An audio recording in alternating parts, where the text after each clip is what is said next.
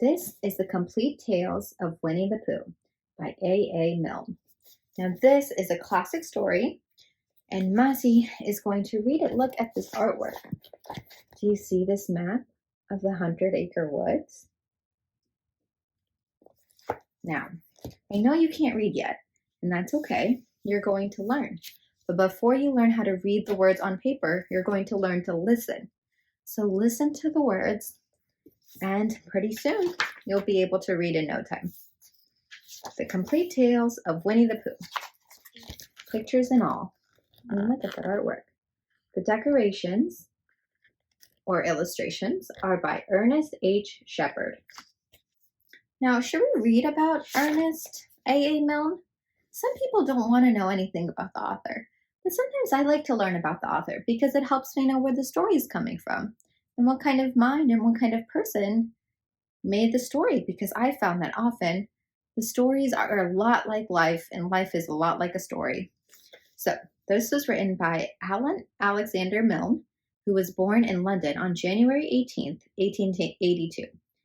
He was the third and youngest son of London school teachers, and to the surprise of no one in the family, he could read when he was 2. As a schoolboy, he began to write verses, parodies, and short humorous pieces for his school's paper. He went on to Cambridge, where he edited the undergraduate paper. In 1903, he left school and went to London to write. At the end of a year, he had spent all of his money and earned almost nothing. But he continued to write. During the second year, he earned considerably more and supported himself on his earnings. In 1906, he was offered a position at Punch magazine. He was an editor at Punch for the next 8 years, during which time he wrote his first book. 3 collections of his contributions to the magazine were also published. In 1913, he married Dorothy, known as Daphne de Selincourt. In 1915, during World War I, he was enlisted in the Royal Warwickshire Regiment and served in France. During his military service, he wrote 3 plays, all of which were produced on the London stage. After the war, he declined to return to Punch, choosing instead to write when and where he pleased. In 1919, his play Mr. Pym Passes By was a huge success, affording the Milnes financial independence. Christopher Robin Milne, the author's only child, was born in 1920. He soon became an inspiration to his father, who later wrote, "If a writer, why not write on whatever comes in sight? So, the children's books, a short intermezzo of sort, when I wrote them, little thinking, all my years of pen and inking would be almost lost among those 4 trifles for the young." When Christopher Robin was a year old, he was given a stuffed bear from Harrods, and later a tiger, a pig, and a donkey. The idea of bringing these toys to life in a children's book is credited to Daphne Milne. In 1924, A. Milne had published When We Were Very Young, a collection of verses which had been met with great success on both sides of the Atlantic. In 1926, Winnie the Pooh was released, promptly establishing Milne as a major author of children's books. Now We Are 6, a second collection of verses, followed in 1927. In 1928 came The House at Pooh Corner. All 4 were illustrated by Ernest H. Shepard, who visited the Milnes at Cochford Farm and based his drawings on Christopher Robin and his toys. The Pooh books have reached a worldwide audience. While A. Milne is remembered primarily for his children's books, he did go on to write more plays, a detective novel, political nonfiction, and his autobiography. When not writing, he was happiest playing golf. Alan Alexander Milne died on January 31st, 1956. Okay. Winnie the Pooh. To her, hand in hand we come, Christopher Robin and I, to lay this book in your lap. Say you're surprised. Say you like it. Say it's just what you wanted, because it's yours, because we love you. Introduction. If you happen to have read another book about Christopher Robin, you may remember that he once had a swan, or the swan had Christopher Robin, I don't know which, and that he used to call the swan Pooh. That was a long time ago, and when we said goodbye, we took the name with us, as we didn't think the swan would want it anymore. Well, when Edward Bear said that he would like an exciting name all to himself, Christopher Robin said at once, without stopping to think, that he was Winnie the Pooh. And he was. So, as I have explained the Pooh part, I will now explain the rest of it. You can't be in London for long without going to the zoo. There are some people who begin the zoo at the beginning, called way in, and walk as quickly as they can past every cage until they get to the one called way out. But the nicest people go straight to the animal they love the most and stay there. So when Christopher Robin goes to the zoo, he goes to where the polar bears are, and he whispers something to the third keeper from the left, and doors are unlocked, and we wander through dark passages and up steep stairs until at last we come to the special cage, and the cage is opened, and out trots something brown and furry, and with a happy cry of, "Oh, bear!" Christopher Robin rushes into its arms. Now this bear's name is Winnie, which shows what a good name for bears it is. But the funny thing is that we can't remember whether Winnie is called after Pooh or Pooh after Winnie. We did know once, but we have forgotten. I had written as far as this when Piglet looked up and said in his squeaky voice, "What about me, my dear Piglet?" "My dear Piglet," I said, "the whole book is about you. So it is about Pooh," he squeaked. You see what it is. He is jealous because he thinks Pooh is having a grand introduction all to himself. Pooh is the favorite, of course, there's no denying it. But Piglet comes in for a good many things which Pooh misses, because you can't take Pooh to school without everybody knowing it. But Piglet is so small that he slips into a pocket, where it is very comfortable to feel him when you are not quite sure whether twice 7 is 12 or 22. Sometimes he slips out and has a good look in the ink pot, and in this way he has got more education than Pooh, but Pooh doesn't mind. Some have brains and some haven't, he says, and there it is. And now all the others are saying, "What about us?" So perhaps the best thing to do is stop writing introductions and get on with the book. AAM. Chapter 1, in which we are introduced to Winnie the Pooh and some bees, and the stories begin. Here is Edward Bear, coming downstairs now, bump, bump, bump, on the back of his head, behind Christopher Robin. It is, as far as he knows, the only way of coming downstairs, but sometimes he feels there really is another way, if only he could stop bumping for a moment and think of it. And then he feels that perhaps there isn't. Anyhow, here he is at the bottom, and ready to be introduced to you, Winnie the Pooh. When I first heard his name, I said, "Just as you are going to say, but I thought he was a boy." "So did I," said Christopher Robin. "Then you can't call him Winnie?" "I don't, but you said, 'He's Winnie the Pooh.' Don't you know what there means?" "Ah, yes, now I do," I said quickly, "and I hope you do too, because it is all the explanation you are going to get.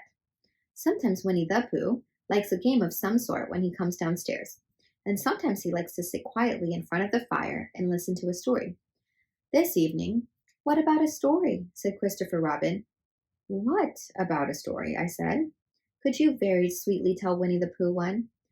"I suppose I could," I said. "What sort of stories does he like?" "About himself, because he's that sort of bear." "Oh, I see. So could you try very sweetly?" "I'll try," I said. So I tried. Once upon a time, a very long a time ago now, about last Friday, Winnie the Pooh lived in a forest all by himself under the name of Sanders. "What does under the name mean?" asked Christopher Robin. "It means he had the name over the door in gold letters and lived under it." Winnie the Pooh wasn't quite sure, said Christopher Robin. "Now I am," said a growly voice. "Then I will go on," said I. One day when he was out walking, he came to an open place in the middle of the forest, and in the middle of this place was a large oak tree, and from the top of the tree there came a loud buzzing noise. Winnie the Pooh sat down at the foot of the tree, put his head between his paws, and began to think. "First of all," he said to himself, "that buzzing noise means something. You don't get a buzzing noise like that, just buzzing and buzzing without its meaning something. If there's a buzzing noise, somebody's making a buzzing noise, and the only reason for making a buzzing noise that I know of is because you're a bee." Then he thought another long time and said, "And the only reason for being a bee that I know of is making honey." And then he got up and said, "And the only reason for making honey is so I can eat it." So he began to climb the tree. He climbed, and he climbed, and he climbed, and as he climbed, he sang a little song to himself. It went like this. Isn't it funny how a bear likes honey? Buzz, buzz, buzz. I wonder why he does. Then he climbed a little further, and a little further, and then just a little further. By that time, he had thought of another song. It's a very funny thought that if bears were bees, they'd build their nests at the bottom of trees. And that being so, if the bees were bears, we shouldn't have to climb up all these stairs. He was getting rather tired by this time, so that is why he sang a complaining song. He was nearly there now, and if he just stood on that branch, crack! Oh, help, said Pooh, as he dropped 10 feet on the branch below him. If only I hadn't, he said as he bounced 20 feet onto the next branch. You see, what I meant to do, he explained as he turned head over heels and crashed onto another branch 30 feet below. What I meant to do, of course it was rather, he admitted as he slithered very quickly through the next 6 branches. It all comes, I suppose, he decided as he said goodbye to the last branch, spun round 3 times, and flew gracefully into a gorse bush. It all comes of liking honey so much. Oh, help. He crawled out of the gorse bush, brushed the prickles from his nose, and began to think again. And the first person he thought of was Christopher Robin. Was that me? Said Christopher Robin in an odd voice, hardly daring to believe it. That was you. Christopher Robin said nothing, but his eyes got larger and larger, and his face got pinker and pinker. So Winnie the Pooh went round to his friend Christopher Robin, who lived behind a great green door in another part of the forest. Good morning, Christopher Robin, he said. Good morning, Winnie the Pooh, said you. I wonder if you've got such a thing as a balloon about you. A balloon? Yes, I just said to myself coming along. I wonder if Christopher Robin has such a thing as a balloon about him. I just said it to myself, thinking of balloons and wondering. What do you want a balloon for? You said. Winnie the Pooh looked round to see that nobody was listening, put his paw to his mouth, and said in a deep whisper, Honey. But you don't get honey with balloons. I do, said Pooh. Well, it just happened that you had been to a party the day before at the house of your friend Piglet, and you had balloons at the party.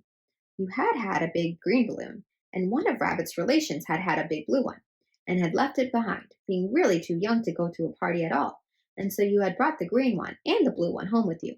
Which one would you like? You asked Pooh. He put his head between his paws and thought very carefully. It's like this, he said. When you go after honey with a balloon, the great thing is not to let the bees know you're coming. Now, if you have a green balloon, they might think you are only part of the tree and not notice you. And if you have a blue balloon, they might think you are only part of the sky and not notice you. And the question is, which is most likely? Wouldn't they notice you underneath the balloon? You asked. They might or they might not, said Winnie the Pooh. You never can tell with bees. He thought for a moment and said, I shall try to look like a small black cloud. That will deceive them. Then you had better have the blue balloon, you said. And so it was decided. Well, you both went out with the blue balloon, and you took your gun with you, just in case, as you always did. And Winnie the Pooh went to a very muddy place that he knew of, and rolled until he was black all over. And then, when the balloon was blown up as big, and you and Pooh were both holding on to the string, you let go suddenly, and Pooh Bear floated gracefully up into the sky and stayed there, level with the top of the tree and about 20 feet away from it. Hooray! You shouted. Isn't that fine? Shouted Winnie the Pooh down to you. What do I look like? You said, you look like a bear holding onto a balloon, you said. Not, said Pooh anxiously, not like a small black cloud in a blue sky? Not very much. Ah, well, perhaps from up here it looks different. And as I say, you never can tell with bees. There was no wind to blow him nearer to the tree. So there he stayed. He could see the honey, he could smell the honey, but he couldn't quite reach the honey. After a little while, he called down to you. Christopher Robin, he said in a loud whisper. Hello. I think the bees suspect something. What sort of thing? I don't know, but something tells me that they're suspicious. Perhaps they think that you're after their honey. It may be that. You never can tell with bees. There was another little silence, and then he called down to you again. Christopher Robin? Yes. Have you an umbrella in your house? I think so. I wish you would bring it out here and walk up and down with it and look up at me every now and then and say, tut tut, it looks like rain. I think if you did that, it would help the description which we are practicing on these bees. It would help the deception which we are practicing on these bees. Well, you laughed to yourself, silly old bear. But you didn't say it out loud because you were so fond of him and you went home for your umbrella. Oh, there you are, called down Winnie the Pooh as soon as you got back to the tree. I was beginning to get anxious. I have discovered that the bees are now definitely suspicious. Shall I put my umbrella up? You said. Yes, but wait a moment. We must be practical. The important bee to deceive is the queen bee. Can you see which is the queen bee from down there? No? A pity. Well, now, if you walk up and down with your umbrella saying, toot toot, it looks like rain, I shall do what I can by singing a little cloud song, such as the cloud might sing. Go! So while you walked up and down and wondered if it would rain, Winnie the Pooh sang this song. How sweet to be a cloud, floating in the blue. Every little cloud always sings aloud. How sweet to be a cloud, floating in the blue. It makes him very proud to be a little cloud. The bees were still buzzing as suspiciously as ever. Some of them indeed left their nest and flew all around the cloud as it began the second verse of this song. And one bee sat down on the nose of the cloud for a moment and then got up again. Christopher, ow! Robin, called out the cloud. Yes, I have just been thinking and I have come to a very important decision. These are the wrong sort of bees. I think Winnie the Pooh got stung. Are they? Quite the wrong sort. So I should think they would make the wrong sort of honey, shouldn't you? Would they? Yes, so I think I shall come down. How? Asked you. Winnie the Pooh hadn't thought about this. If he let go of the string, he would fall. Bump! And he didn't like the idea of that. So he thought for a long time, and then he said, Christopher Robin, you must shoot the balloon with your gun. Have you got your gun? Of course I have, you said. But if I do that, it will spoil the balloon, you said. But if you don't, said Pooh, I shall have to let go, and that would spoil me. When you put it like this, you saw how it was, and you aimed very carefully at the balloon and fired. Ow, said Pooh. Did I miss? You didn't exactly miss, said Pooh, but you missed the balloon. I'm so sorry, you said, and you fired again. And this time you hit the balloon, and the air came slowly out, and Winnie the Pooh floated down to the ground. But his arms were so stiff from holding on to the string of the balloon all the time that they stayed up straight in the air for more than a week. And whenever a fly came and settled on his nose, he had to blow it off. And I think, but I'm not sure, that that is why he was always called Pooh. Is that the end of the story? Asked Christopher Robin. That's the end of that one. There are others. About Pooh and me, and Piglet and Rabbit, and all of you. Don't you remember? I do remember. And then when I try to remember, I forget. That day when Pooh and Piglet tried to catch the heffalump, they didn't catch it, did they? No. Pooh couldn't because he hasn't any brain. Did I catch it? Well, that comes into the story. Christopher Robin nodded. I do remember, he said. Only Pooh doesn't very well. So that's why he likes having it told to him again. Because then it's a real story and not just a remembering. That's just how I feel, I said. Christopher Robin gave a deep sigh, picked his bear up by the leg, and walked off to the door, trailing Pooh behind him. At the door he turned and said, Coming to see me have my bath? I might, I said. I didn't hurt him when I shot him, did I? Not a bit. He nodded and went out, and in a moment I heard Winnie the Pooh, bump, bump, bump, going up the stairs behind him. Chapter 2. That's the end of Chapter 1.